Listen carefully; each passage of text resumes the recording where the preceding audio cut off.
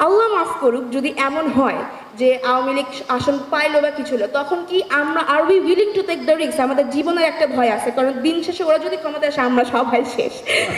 সবাই আমরা মারা খাবো। দুইটা দলই বলতে গেলে প্রধান এখন, জামাত আর হচ্ছে বিএনপি।